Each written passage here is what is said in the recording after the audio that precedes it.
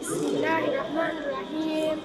Elif lam mim.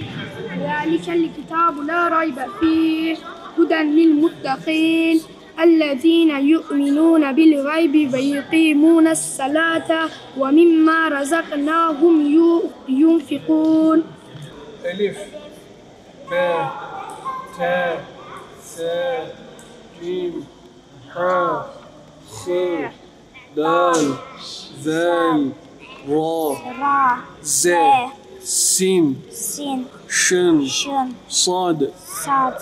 Ramadana ahi dinu cibala Şuraya oku. kalu Evet. Şuraya oku. kitabu. Diyanet İşleri Başkanlığımızın tüm Türkiye'mizde uygulamaya koymuş olduğu gibi Malatya'mızdaki bizim camimiz ve diğer camilerimizde de 1 Temmuz itibariyle bu yaz gönlüne Kur'an-ı Kerim'i yaz sloganıyla yaz Kur'an kursu öğrencilerimize başlamış bulmaktayız. Bu vesileyle haberi olmayan, henüz kayıt yaptırmayan ailelerimiz varsa, gençlerimiz, çocuklarımız varsa onları hala kayıtlarını alabiliriz. Bu anlamda gecikmiş değillerdir. Camimizde şu anda 200'e yakın erkek öğrencimiz sabah ve öğleden sonra olmak üzere yaklaşık 200 tane de öğleden sonra ve sabah kız öğrencilerimiz var. Toplamda 400 tane öğrencilerimiz ve yaklaşık 100 öğrencimiz de 4-6 yaş grubu öğrencilerimiz var camimizin alt katında.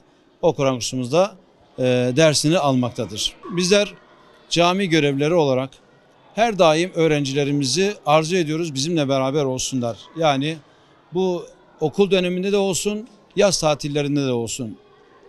Tabii sadece bizim vermiş olduğumuz eğitim öğretimle değil de aynı zamanda vermiş olduğumuz derslere de aileleri destek vererek derse hazırlanmaları, derslere devam etmeleri, unutmamaları açısından çok güzel olacaktır. Bu minvalde öğrenci her sene aynı yerden kalıp devam etmemesi için ailelerimize büyük fedakarlık düşüyor takip etmeleri açısından. Öncelikle vermemiz gereken ders nedir? Yüce kitabımız Kur'an-ı Kerim'i öğrencilerimize öğretmektir. Ama bununla beraber değerler eğitimi dediğimiz işte çocuklarımızın gelişimi konusunda olsun, anne babaya saygısı olsun, çevresindeki insanlara saygı olsun, aile ahlakı olsun, kendilerinin ahlakı olsun ve sosyal ortamda bir öğrencinin, bir gencin nasıl davranılması gerektiği ile ilgili genel böyle bir dersler vermeye gayret ediyoruz.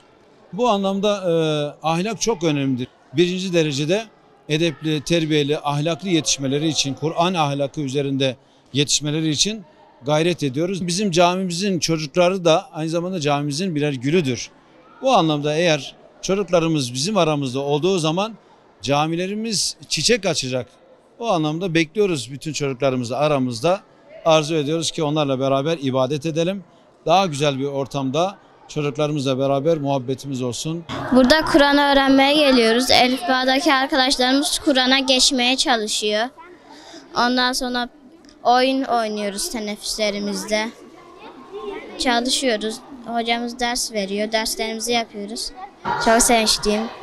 Çok mutluyum. Yani buraya gelmek eğlenceli oluyor. Kur'an kursu açıldığında çok sevinmiştim. Geçen sene açıldığında saat 9'dan 10'a kadardı. Şimdi saat 8'den 12'ye kadar çünkü çok sevdim. Çünkü saatler uzanmıştı ve burada arkadaşlar edindim. Güzel geçiyor. Aslında güzel geçiyor. Burada Elifba'yı öğreniyoruz. Kur'an kursu açıldı diye çok mutlu olduk. Malatya'da deprem olduğu için her taraf yıkıldı ama yine güzel olacak inşallah. Kur'an kursu çok güzel. İyi ki hocalarımız var, iyi arkadaşlarım var. Bilgiyi öğreniyoruz. Çok şey öğreniyoruz burada. Buraya geliyoruz, eğleniyoruz. Oyunlar oynuyoruz. Ondan sonra Kur'an öğreniyoruz. Eğlenceli oluyor. Yani. Birer gelir misin? Cüzdanı alıp gelir misin? Hayır.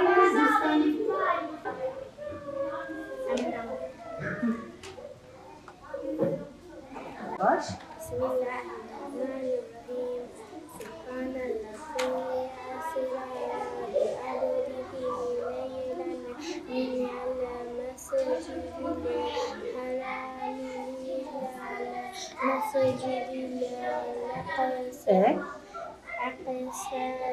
İkinci alıyoruz. Burada Kur'an öğrenmek için geliyoruz. Öğretmenimiz çok güzel, çok rahat öğretiyor bize. Biz çok seviyoruz burayı ve arkadaşlarımız da çok mutluyuz. Kur'an öğrenmeye ve elif öğrenmeye öğretmenimiz de çok iyi birisi, hiç kızmıyor. Kur'an'ımızı öğrenip öğrenmek çok güzel. Hem Kur'an öğreniyoruz hem de etkinlikler yapıyoruz, eğleniyoruz yani. Çok güzel Kur'an öğrenmekten. Kur'an öğrenmek için geldik. Bir de yani dinimizi öğrenmek için geldik yani. Lazım olacak illaki büyüyünce. Okulumuzda mesela her zaman isteyecekler mesela din kültürü öğretmenimiz falan. Burada eğleniyoruz, oyunlar oynuyoruz yani güzel. Sadece Kur'an öğrenmiyoruz, oyun da oynuyoruz.